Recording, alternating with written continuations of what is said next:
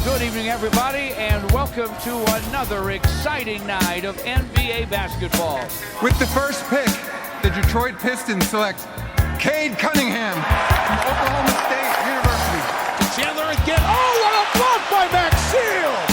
My goodness! The Pistons are digging in. They got the depth. They got the big men. They got the better basketball team. No doubt about it. There's James playing the passing lane. Skies a jam. Dynamite dunk, and the crowd loves it. Pistons need a three, and they have just under 3 seconds to do it. Here's Chauncey Billups. Here it is. He's got it. He's got it. Chauncey Billups hits the three. Overtime. Amazing. Out of bounds. Detroit basketball. Pistons fans, hello and welcome back to another edition of the Palace of Pistons Podcast, brought to you by Believe. Aaron Johnson here, hosting this week. Joining me is Jasper Apollonia. Jasper, we got some fun topics to get into. Don't want to waste too much time, but my friend, thanks for being here. How you doing? Oh, it's you know what? It's great to be here, Aaron, and I'm happy that we do have stuff to talk about. We were very close to spending an hour just breaking down that video of the lady punching a horse and getting sued for it. So you know, I'm happy we have Pistons stuff to talk about. Although I'll be honest, sometimes talking about the Pistons does feel like getting punched in the face. So it was either that or dissecting all the film from the Rico Hines footage that dropped on Thursday morning. Yeah, that would give me a headache too. Honestly, we really were thinking about it. But how many times can you say, yeah, Cade Cunningham is good at basketball?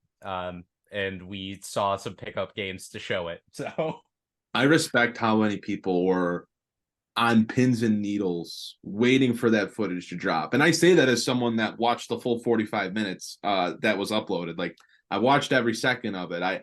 It's amazing though how many people cared about it that much, when in reality it's pretty meaningless pickup basketball being played at, not NBA game level intensity, but it's just like that desire to watch the guys on your team play basketball again. And it's fun matchup stuff too. I mean, when you see guys teaming up, I mean, there weren't a ton of crazy team ups in this footage today, but when you get Pascal Siakam and, insert star from another team, you get some interesting mix ups and team ups in the Rico Hines runs and other summer league runs that we don't see in the NBA all the time. But I couldn't believe the immediate interaction with the footage today. I mean, people chopping up highlight clips and stuff. I mean, I love the passion for it, but I can't believe there were that many people waiting for it.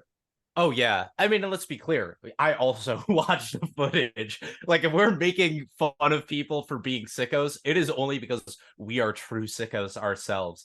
It's I don't know, it's like when something, truly horrifying happens to you and you can joke about it years later, like Vietnam vets talking about stuff like that, just gives you like a really dark sense of humor. That's kind of what being a Pistons fan is all about. I think we have some sort of PTSD after the last 15 years. I don't know what it is, Aaron. But yeah, we're in the same boat. I will watch this stuff all day long, and even while I'm watching it, I'm looking at them like I'm learning nothing meaningful from this, but I don't care. I'm still go through it. They could put different pickup games out with the Pistons every day, and I'd sit and watch it because I'm truly a low life with nothing else better to do. But I will say, I'm serious. We're not breaking down this footage from today, but was there any Piston that stood out to you that popped off the screen? For me, it was Ausar Thompson. I just feel like he had some nice plays on both sides of the court that he was ending up on camera in the Pistons games more than some of the other guys that were playing. Yeah, because he's one of those guys, and this is one of those things that we have talked about even in the pre-draft process. His effort level is just 100% all the time. That dude is never going to take a playoff, and it doesn't matter if he's playing a pickup game. It doesn't matter if he's playing in the NBA Finals, which I'll knock on wood for that one. He's just a guy that's going to give 100% effort, especially on the defensive end. And when you're playing pickup basketball, where guys are not perhaps necessarily playing with the tightest of handles, and they're kind of messing around a little bit, if you give that kind of effort, you are going to jump off of the screen. And he certainly did. It's one of those things, I think the number one highlight I saw of him was him going up and getting that steal and then running in transition. Like, that's just what he's going to do no matter what when he's on a basketball court. And that's why I love Ausar Thompson. I'm so excited to see him play this year. All right, so there's your Rico Hines footage breakdown. Can't say we didn't give it to you. The sad Just thing, a little taste for you. the sad thing is, like, if we had like a subscription model, like where fans had to, or your listeners had to pay to listen, like we'd have like another episode where we actually broke down all 45 minutes and it was like subscriber only type stuff. But we're not going to do that right now. We do got to get into the actual topics, the more important topics of today's show. But before we do that, I want to talk about our sponsor. I mentioned them at the top of the show. That's the one and only BetOnline. BetOnline is your number one source for all of your sports betting needs. Get the latest odds, lines, and matchup reports ranging for baseball, boxing, golf, and more.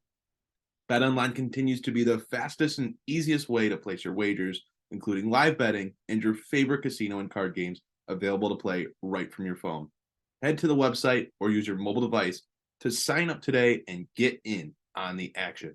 Remember to use our promo code BLEAV, BLEAV, for your 50% welcome bonus on your first deposit.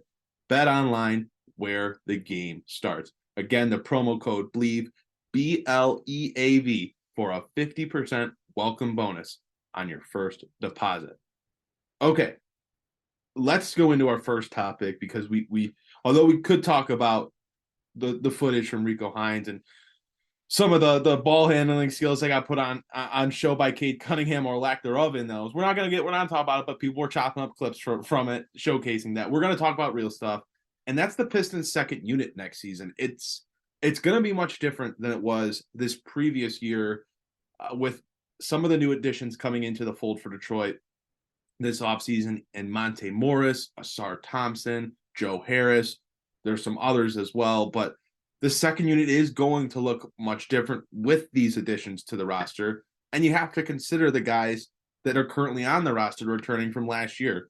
Guys like Killian Hayes, Alec Burks, Isaiah Livers, Marvin Bagley, James Wiseman. So with all those names that I mentioned, you'd imagine that even though the Pistons have a roster spot left, it probably won't be anything too crazy, even if they do get a guy that impacts the rotation.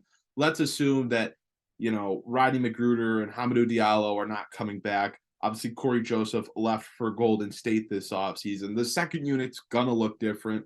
We talked about last week on the show a little bit about what the starting lineup probably looks like.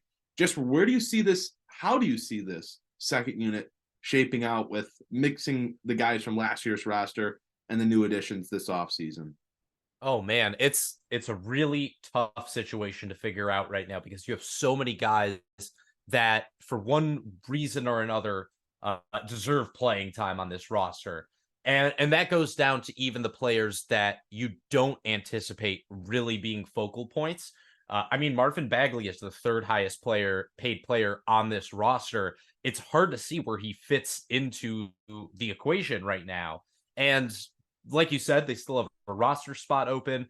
I'm still of the belief that there is another move that they're going to make before the season is truly kicks off. Like, I still think that they have a real incentive to get rid of Marvin Bagley and Killian Hayes as well. So the way that I see this second unit kind of breaking down is more into, like, there are certain guys that are guaranteed to have a certain role on this team, and then I'm just trying to figure out the rest of it. So for me, Monte Morris he's 100% the backup point guard. I think you agree with that, right? Absolutely.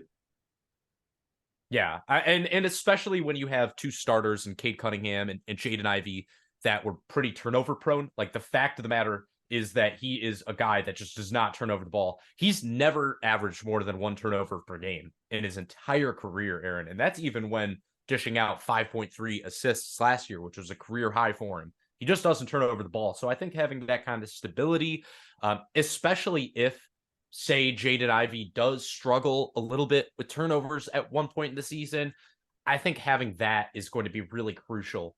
I also think just Alec Burks has to play as well. He was just too good last year, and his ability to handle the ball and shoot the three, play isolation offense, and also play off ball, it's just too important to what this team needs. And so I think he has to be playing as well.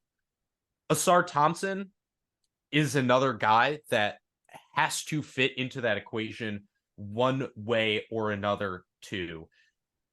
I think other than that, I'm not 100% certain anybody here has a really like clear set guaranteed role.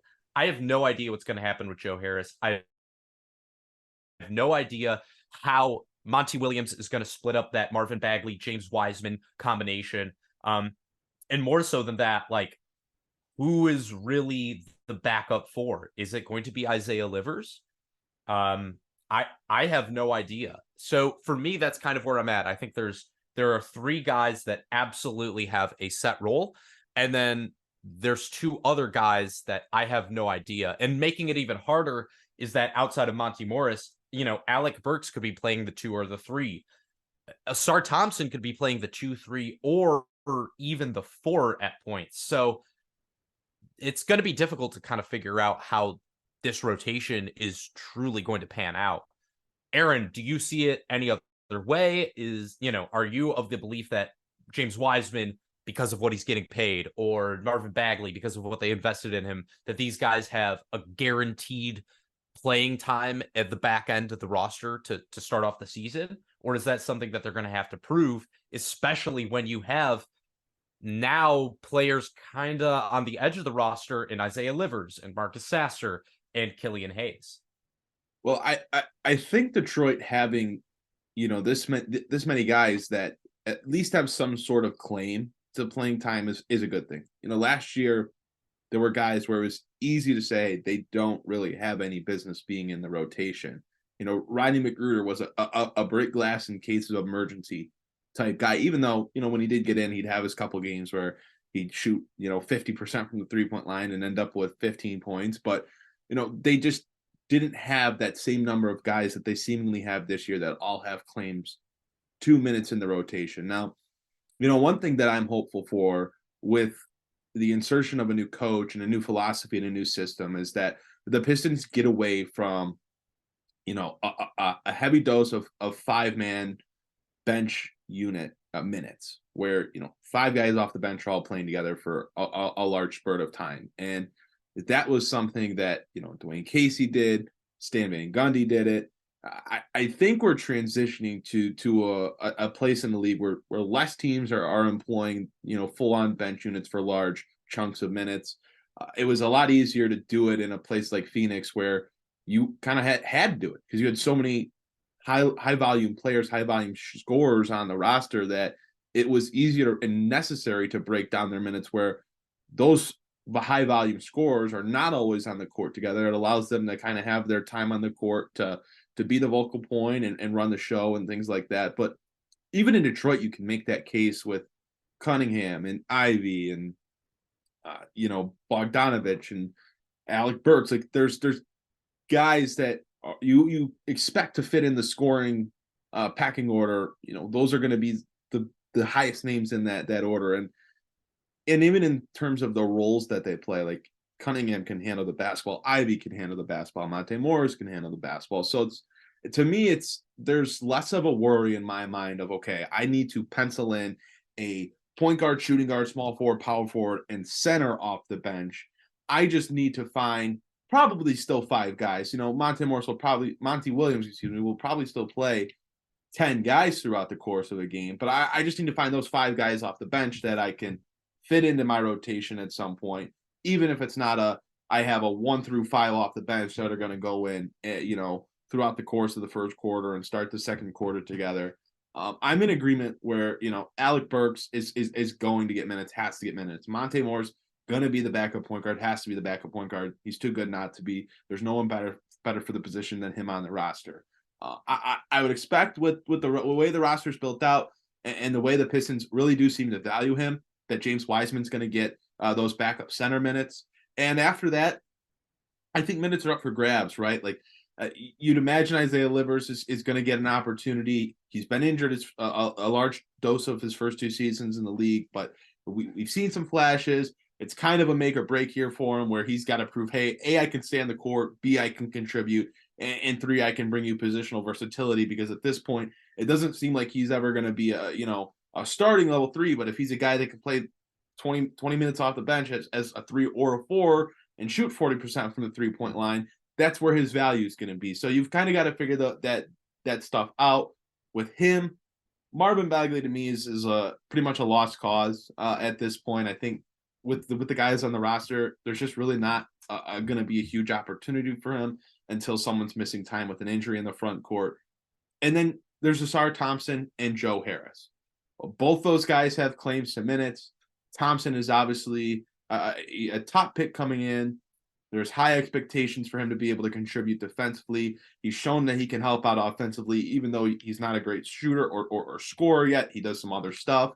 But Joe Harris is a proven veteran that provides floor spacing to a team that needs 3-point shooting. So, I don't necessarily have the exact combination. I don't have the exact minutes breakdown, but I feel comfortable saying that guys like Monte Morris, Alec Burks, and James Wiseman are going to be in the rotation. Ausar Thompson may not get as many minutes at the beginning of the year as you'd expect, but this is something that I learned years ago, back when the Pistons brought in Christian Wood and still had Thon Maker on the roster. And if you were listening to the podcast that many moons ago, you know where I'm going with this, and I super appreciate you still being here listening to me now. Thon Maker, or in this case, Joe Harris, is going to get that opportunity to get played out of those minutes. He's going to get the minutes to start. Christian Wood, or in this case, Ausar Thompson's going to have to fight for those minutes and eventually earn those minutes over him. It's just a respect thing in the NBA, and maybe it doesn't play out exactly between Thompson and Harris that way, but it breaks out, between Thompson and someone else. I don't know, because Ausar Thompson could end up starting, and it could end up being a starting 5 of Cunningham, Ivy, Thompson, Bogdanovich, and Duren, and then we're having a different conversation. But there's a lot of guys that have a case to minutes. I think the guys we know probably aren't in it right now are Marcus Sasser, Killian Hayes, and if I had to imagine, I'd say Marvin Bagley's probably out of it right now. I would imagine they're giving minutes to Isaiah Livers in their heads as of now, and I know they're giving minutes to James Wiseman. Yeah, so the more I think about this, honestly, the more fascinating the conundrum becomes, because there's just so many different combinations that could feasibly work here, and so many different guys that do have that claim to playing time. I guess my question for you is, first off, how many players do you see this rotation going? Because you said 10, but man, I have such a hard time seeing this being like capped at a 10-man rotation. I think it has to be a 12-man rotation to start the year. And how I look at it is just like, agreed. Like you said, I'm sorry. And I think like you said, like James Wiseman at this point has to be the guy that you're prioritizing. But let's be honest, Marvin Bagley outplayed James Wiseman in the majority of the games that they were both healthy for at the end of the year. Do you think that there is a realistic way that if Marvin Bagley does fit into that rotation, and he does outplay James Wiseman at the center position, that he takes those minutes away from Wiseman? Even more so, do you even think Marvin Bagley is going to be playing the 5? Because if he's playing the 4, I think Isaiah Livers could be in trouble there as well. It just seems like there's a lot of different ways that they could approach this that could turn out in a lot of different to a lot of different outcomes for different players. Like, are they going to play Bagley at the 5 or the 4? And if they do, is he going to actually get a chance to overtake the other guys that are competing with him at that position? Is there an actual battle for backup center minutes? Is there an actual battle for backup small forward minutes? Like you said, with Joe Harris versus Ausar Thompson.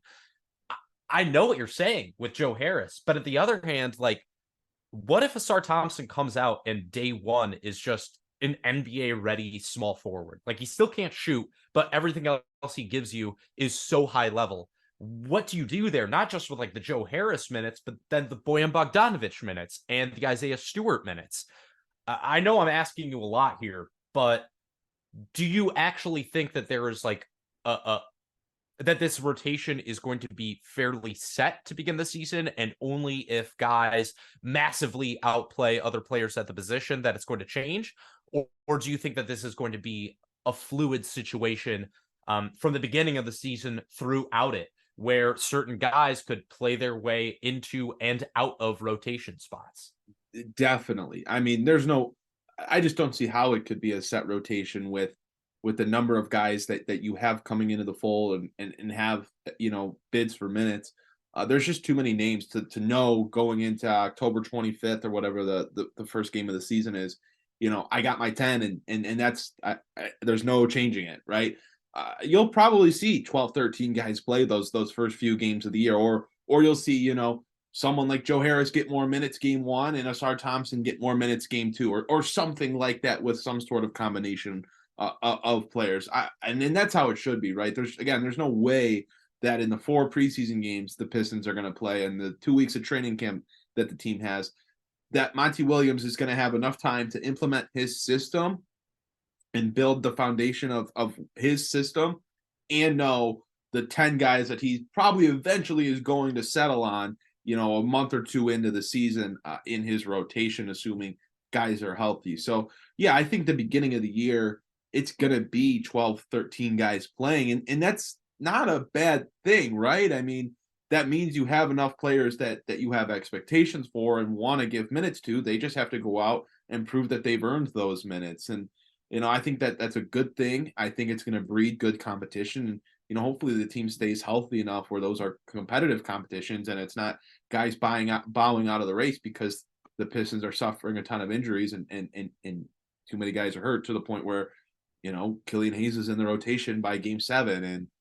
Marvin Bagley's playing the backup 5 minutes, 12 games in the year. So I think it's a good thing. I expect there to be a competition at the beginning of the year. I just don't think you can go into, December and January playing 12, 13 guys. That's pretty much unheard of. So I think eventually the Pistons are going to have to land on their 10, 11 maybe, and go from there. And that could change as their starting lineup changes as the season goes on. I mean, nothing says that the starting 5 that Detroit starts out with, if it's the heavily anticipated Cunningham, Ivy, Bogdanovich, Stewart, Duren starting 5, that might not be the starting lineup by February. That might not be the starting lineup by December. I mean, things change. Players underperform. Other players overperform.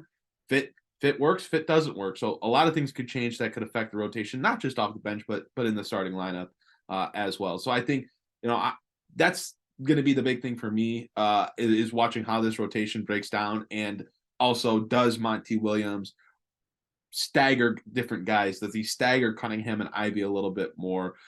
How tied down is he to playing Stewart and Duren together? So those are the types of things I'll be looking for. We've mentioned it a lot here, but there's a lot of different combinations and lineup configurations that the Pistons are going to have the opportunity to work with and test. So I'll be watching that very closely throughout, preseason, training camp, and in the first few weeks to month of the season. Well, you said it right there. 12 or 13 man rotation. And for me, the player who would be number 13 as of right now in that rotation is Killian Hayes, a player you mentioned. Where do you see Killian Hayes fitting into this equation? Do you think that there is actually a path to him potentially? I mean, I don't even want to say overtaking Monte Morris. That seems unbelievably, it just does not seem within the realm of possibility considering what both guys do. Like, I know they don't play the same type of basketball, but do you think that there is a path to him getting any sort of backup guard minutes this year? Like, if he's even on the team to begin the season, do you think he's actually going to get a shot to show what he can do? Because as we've already discussed, that backup point guard, shooting guard situation with Harris and Burks and Morris, and even potentially, a Ausar Thompson, depending on how you look on him, that seems very, very difficult for Killian Hayes to get any sort of traction in. Do you think that there's actually a path for him? I don't see it. No, quite frankly, I don't. The starting guards are set, and there's no world right now where Killian Hayes deserves to get minutes over either Monte Morris or Alec Burks. And let's be honest, is he getting minutes over Joe Harris? No. Heck, what about Marcus Sasser, right? I was about to say, like, if somebody goes down, who do you think gets the first shot at those minutes? Do you think it's Sasser or do you think it's Hayes? It should be Sasser. It might be Hayes just by seniority, but I mean, Sasser's a first-round pick. The Pistons paid assets to get him. Sasser seemingly had a pretty strong summer. He had a couple good summer league outings. He's been with the team, in all their training and the offseason. He was at the Rico Hines runs. I mean, I think for a first-round pick, a guy that was talked about as being able to come in and contribute on both sides of the floor as a good scorer, a good shooter, and a pesky defender, like, I don't really necessarily know if I want to waste my time on Killian Hayes, who I just don't believe in anymore. I'd rather see Marcus Sasser, a first-round pick, a rookie who's, let's be honest, he just knew. He's it's something new, and at this point, I've seen enough Killian Hayes. It would take a massive, massive change in the way that he performs to get me to buy in. But I mean, both Sasser and Hayes are pretty much on the outside looking in right now. Until one of Cunningham, Ivy, Monte Morris, Alec Burks has to miss time, and even then, if someone like Joe Harris is out of the rotation, I imagine he gets a shot for minutes as well. In that regard. Interesting. I don't know if I fully agree with you. I think if Monte Morris goes down, that's pretty much. I'm not even going to talk about one of the guys that's starting. I'm not even putting that out there. Right. If Monte Morris goes down, I think that is the path for Killian Hayes, because I just have a hard time believing, if I was an NBA head coach, that I would be comfortable throwing out a backup, guard rotation of Alec Burks, who has never succeeded playing point guard. Like, I know he played a little point guard with the Knicks. That was not really successful. Or Marcus Sasser, who is undersized at 6'2". I mean, let's be honest, he's 6'2". He's listed at 6'3", 6'2", maybe 6'1" even. I would have a really hard time feeling confident throwing those two guys out to run my backup, my second unit. I just think that would be really difficult. I think you would kind of have to play Killian Hayes in that situation. It's just so hard to see them going in with those two guys as ball handlers and being able to run an effective half-court offense. I just think you're tempting fate there. Both guys can really fill it up, but I just don't see where the playmaking would be, especially if you're playing like a Joe Harris. Now, on the other hand, perhaps you're playing Ausar Thompson and you decide to split those ball handling duties up 3 ways and give Ausar a real shot at being a playmaker.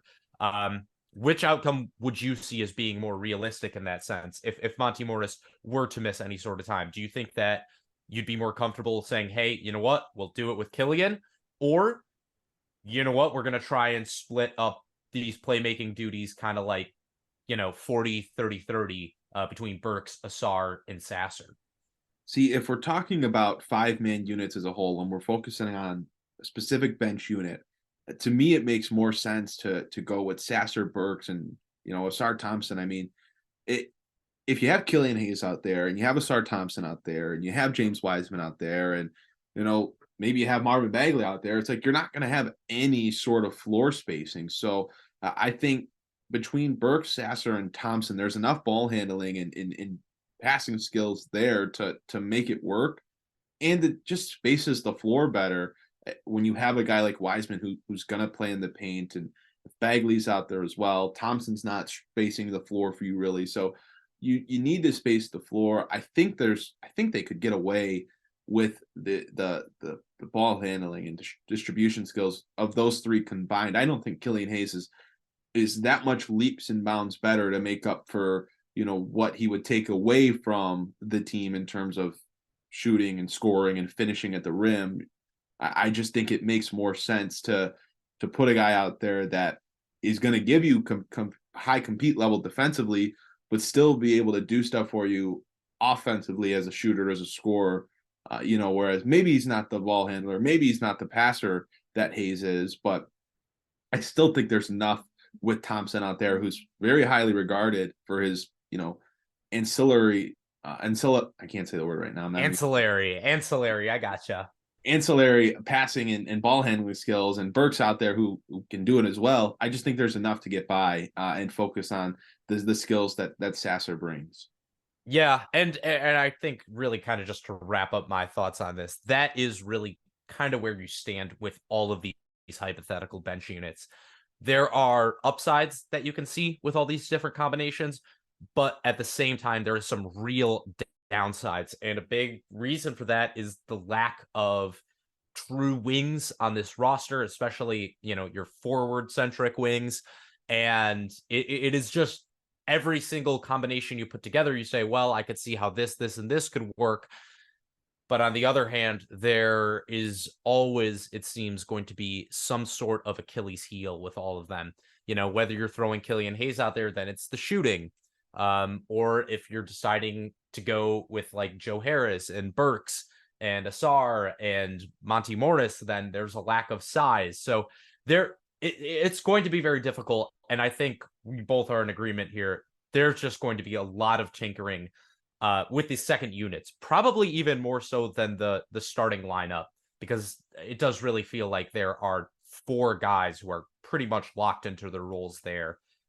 It's going to be very interesting to see. And hey, we didn't even talk about like what happens if Isaiah Stewart doesn't really pan out at power forward this year. So I anticipate a lot of tinkering with these lineups. I agree. I think it's going to be 12 men, 13 if Killian Hayes is on the team and Monty Williams decides to give him a shot. But it's going to be more about figuring out which combination of those 12 guys, 13 guys fit together best, at least for the opening month or so. Yeah, I think it's one of the bigger storylines surrounding the Pistons, outside of, hey, how healthy is Cade Cunningham?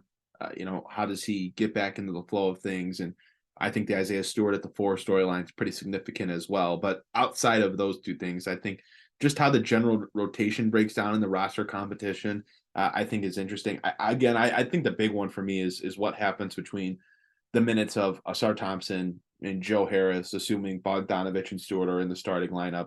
How does Monty Williams break those minutes down with the rest of the second unit guys? So I'm very interested to see how that plays out. And, hopefully we'll get to learn more about that soon. I mean, we're a month away from, a little over a month away, about a month and a week or 2 from the Pistons' first preseason game.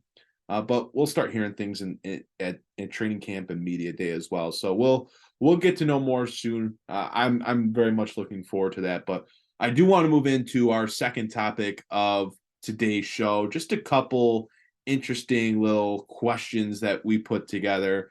I think obviously the expectations are high for guys like Cade Cunningham and Jaden Ivey and Jalen Duren. But as we just talked about, the rest of the roster is in flux. We don't know how everyone else's role and minutes are going to break down for Detroit.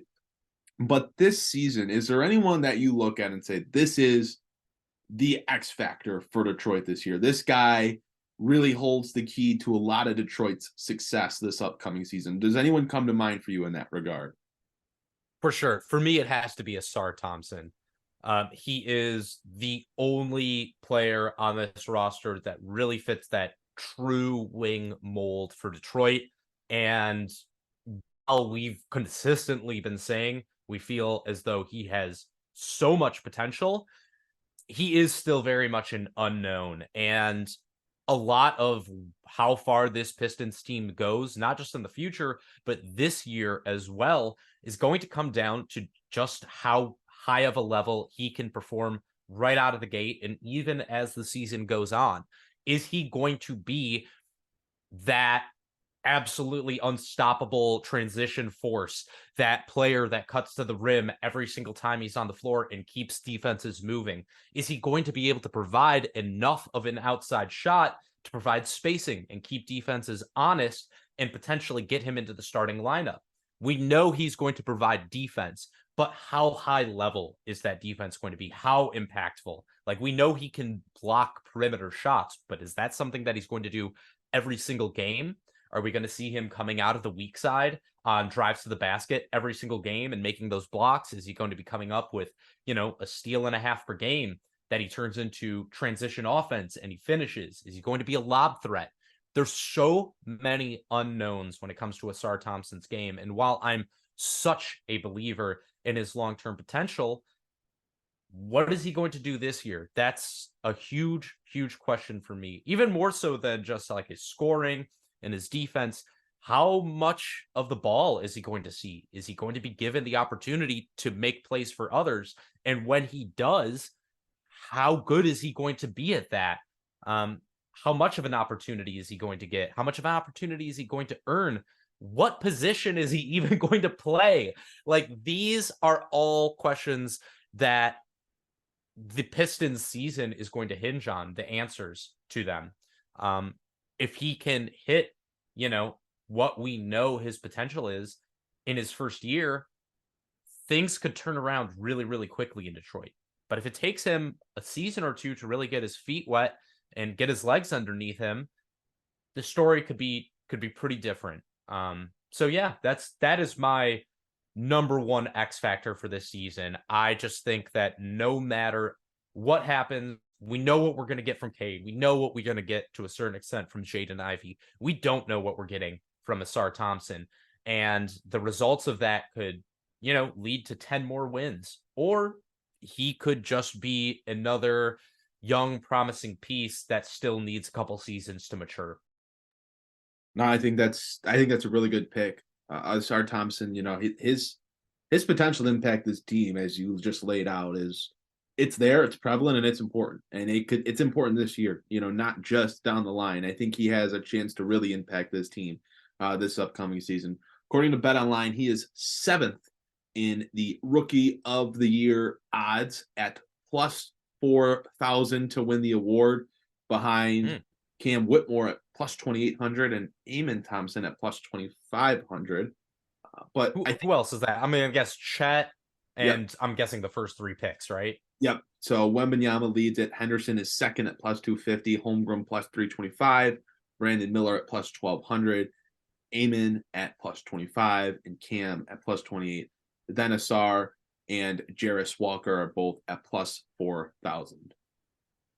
Interesting. I wouldn't be betting on the Houston guys kind of splitting that up a little bit. That's kind of interesting. Cam Whitmore.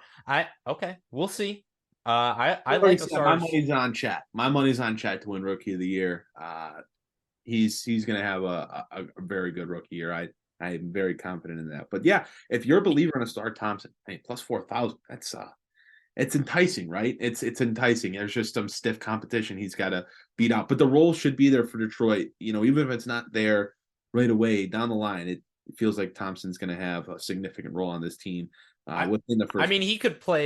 He could play 15 minutes a game this year. He could play 30 minutes a game this year, and I would not be surprised with either outcome. But whichever one it is going to reveal a lot about how this Pistons season goes. No doubt. I agree. I think there's a large variance in what role he could play. I think it might be a smaller one to begin the year, but he works into a bigger one by the end.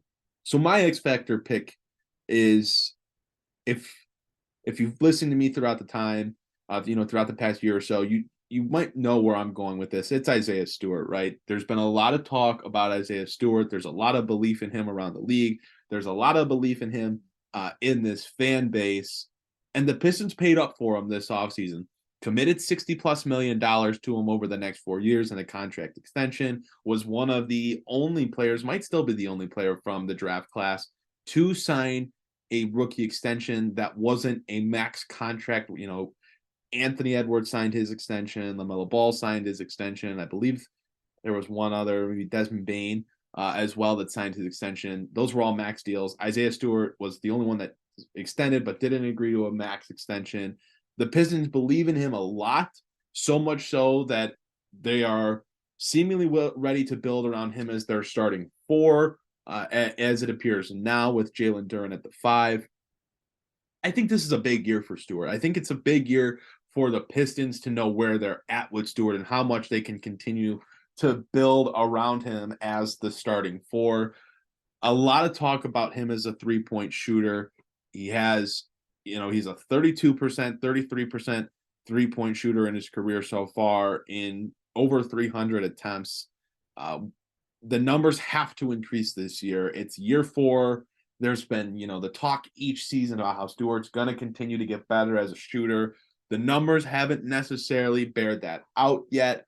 This year, he's going to have to take a leap as a floor spacer if the Pistons are going to be able to sustainably build with him and Duren at the 4 and 5 in the front court. I think there's also a lot to be said about him becoming a better finisher around the rim.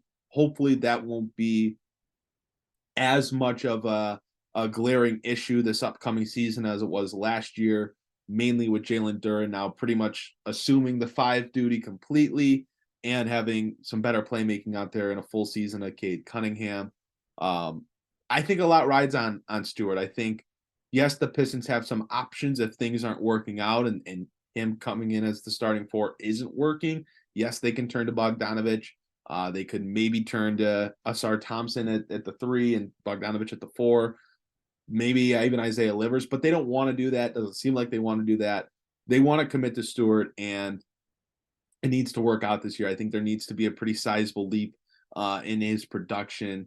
He contributes some good things defensively. He can step out and defend on the perimeter pretty well for a big. But offensively, as a floor spacer, as a finisher, as a screen setter, there's some room for improvement in Stewart's game, and it's got to come this year if the Pistons are going to continue to know if they can build around him one way or the other.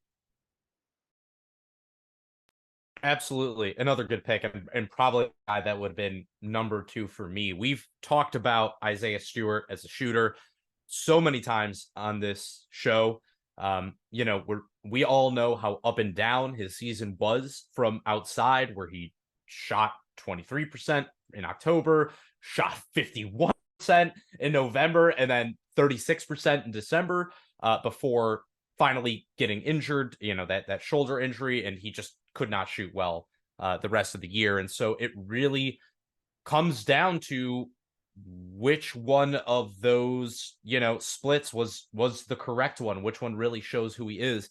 I'm not expecting 51%, but if Isaiah Stewart can shoot 36, 37% on what we have to assume will be fairly open threes to begin the season, even when he was shooting well from outside last year, let's not get it twisted. Like, defenses only really guarded his 3-point shot for about 2 weeks in December.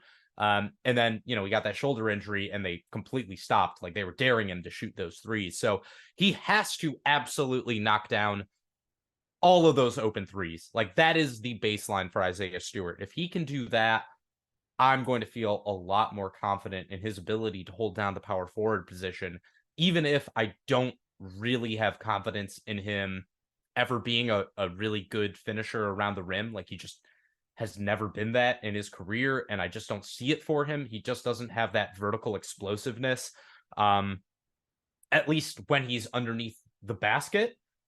On the other hand, we've seen him be able to elevate when he's driving from the perimeter. I think about that dunk that he threw down against the Atlanta Hawks last year when he was playing power forward and, didn't take the 3, faked it, and drove all the way to the basket.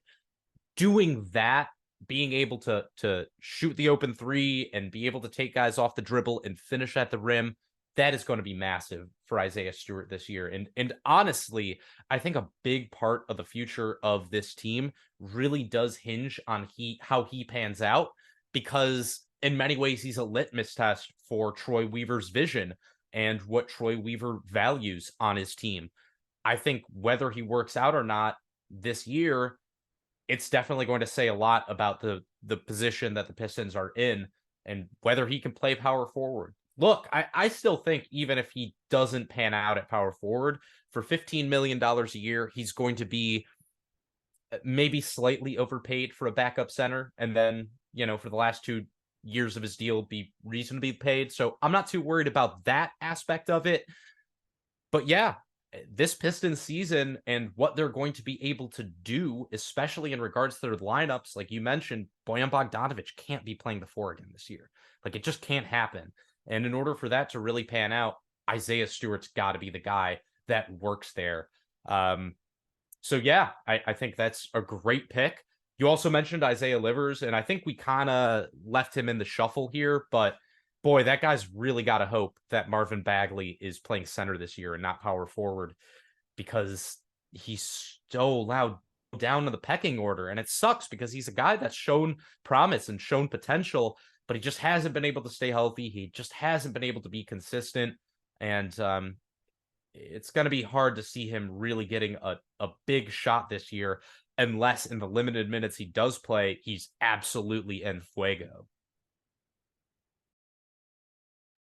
Yeah, I think that's what makes the roster competition, the rotation battle, so intriguing. Is there's a number of guys who, their NBA career is kind of going to start to hinge on if they start performing and if they're able to stay healthy. And I think, those couple guys you mentioned certainly fall in that category. Quickly here, as we wrap up this week's show, is there anyone on the team that you maybe feel is kind of being set up or is set up to disappoint or underperform this upcoming year? Oh man, I like how you said that, Aaron. This is really like a put up, shut up year for a lot of guys on this roster. I think that's true for Marvin Bagley. I think that's true for Joe Harris. I think that's true for Killian Hayes. And honestly, I think it's probably true for James Wiseman as well. These are guys that are going to have a really hard time getting another contract if things don't work out for them this year. If I had to say, out of those players, if there's one of them that's set up to disappoint, you know what? I'm actually going to go with the guy I just mentioned, Isaiah Livers. I think that this is a really precarious position for him. It's going to be really hard for him to find playing time on this roster. And I just don't know. Like, even with injuries, I think it would be difficult for him to crack a serious shot at this rotation. It's going to be very difficult. Like, it's hard to see where the minutes come from him this year, because even if, Stewart doesn't work out at 4 and Bagley doesn't work out, there's still potentially better options on your roster that you'd rather try and see if they work, in like Ausar Thompson. It's kind of hard for me to see Isaiah Livers, I hate to say it, but like sticking in the league after this year. I think it's going to be an uphill battle for him. I'll go with my pick as James Wiseman. The opportunity is there for him. It's there for the taking as the backup 5 right now, it appears. Unless the Pistons and Monty Williams shock the world and end up starting him alongside Jalen Duren or even over Jalen Duren, it seems like James Wiseman is going to have the opportunity to play consistent minutes to begin the season. And I just don't think he's shown enough to instill enough confidence in me in thinking that he's going to grow and develop and perform well enough to continue to be a part of the rotation moving forward. I saw the same issues in Summer League that I saw this past season when he joined the Pistons. He has his idea of what he wants to do on the basketball court. He wants to get in the post. He wants to post up. He wants the ball. He doesn't want to do much other than that.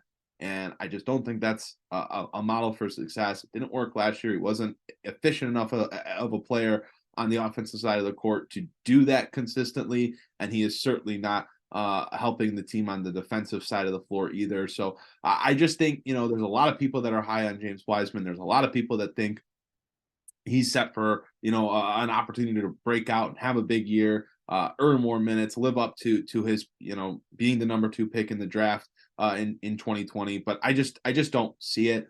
If you are a believer, hey, bet online. You can bet him for most improved player of the year at plus 5,000. Those are the same odds that Jalen Duren has. I just don't think James Wiseman is good enough to be getting consistent minutes in the NBA. He might prove me wrong this year. He might be a completely different player than he was last year. Come September, come October, I'm just not buying it. And if he does the same stuff that he was doing last year and that he was doing in Summer League, I just think the Pistons are going to be in for a lot of head scratching moments, wanting to pull your hair out watching him play, because he just does so many frustrating things that are detrimental to the team's success. I just don't see it happening for James Wiseman. He's my pick for a player that is going to disappoint or under exceed expectations. Well, I don't know what's going to happen with James Wiseman, but I do know that if he starts over Jalen Duren, Monty Williams better not show up at Applebee's for the first few months of his time in Detroit. Deep That's cut. all I'm saying. Deep cut right there. Yeah, but baby, if you know, you know. If you- Yeah. That's all I have to say on that. Yeah, I like the Wiseman pick as well. Yeah, I mean, look, one side of the fan base or the other is going to look pretty foolish for their thoughts on him after this year. I think he's either going to prove one side wrong or the other. I think you and I kind of agree we fall on one aspect of it, but hey, I'm always happy to be proven wrong when it comes to a player on the Pistons roster being good. I would love to be wrong on that. So yeah, I like that call as well, Aaron. Well, that is all we had for this week's show. We missed you this week, Mike Ingwano, our usual host of the podcast, usually the captain that steers the ship, not with us this week, but he did write last week on palaceofpistons.com. I urge you to go check it out.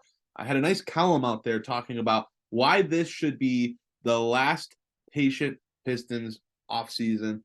Mike talks about the moves the Pistons made this summer, the thought process behind making them, and why this should be, the last offseason before the Pistons maybe go out next summer and make a big time play, a big time splash in free agency or via the trade market. So definitely recommend you guys going and checking that out on palaceofpistons.com.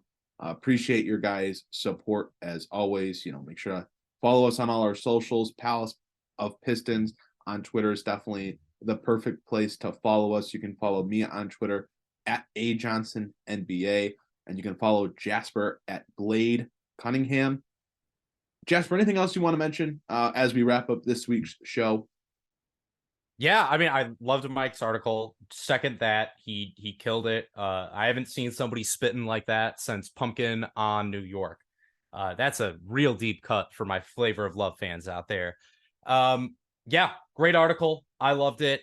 Oh, also, yesterday I had the opportunity to be on Lakers Fast Break, which was an absolute blast. We chopped it up for almost 2 hours, and honestly, I could have probably gone for another 2 hours talking about the Pistons. So please check them out. Give that podcast a watch or listen, and make sure to support them as well. I really appreciated them having me on, and we always love talking about basketball. It doesn't matter which team it is. We just love this stuff, Aaron. I mean, that's how we can get on a podcast on absolutely nothing happening week and just chop it up for like an hour with no problem. We love this game, and I can't wait to get back into the regular season. Yeah, that's all I got for this week. Very much looking forward to that first week of training camp in September. I'm the doldrums of the NBA offseason, even with the schedule release last week. I mean, we're just at a point, and maybe it'll pick up with FIBA World Cup starting, even though there's really not any Pistons playing in it. But I'm just ready for basketball to be back, for teams to be getting together and playing and getting more player news and things like that. The doldrums of August are brutal, and I'm glad that this is, we're nearing the end of it. You can smell basketball in the air. So very, very excited to be getting back to that here soon. We really do appreciate everyone listening. We hope you continue to listen and support. Let us know what you think of the show. If you're watching on YouTube, drop it in the comments as some people always do. And if you haven't yet, tell us what you think. We appreciate it. Thank you guys so much for listening to this week's edition of the Palace of Pistons podcast, brought to you by Believe and Bet Online. We will see you guys next week.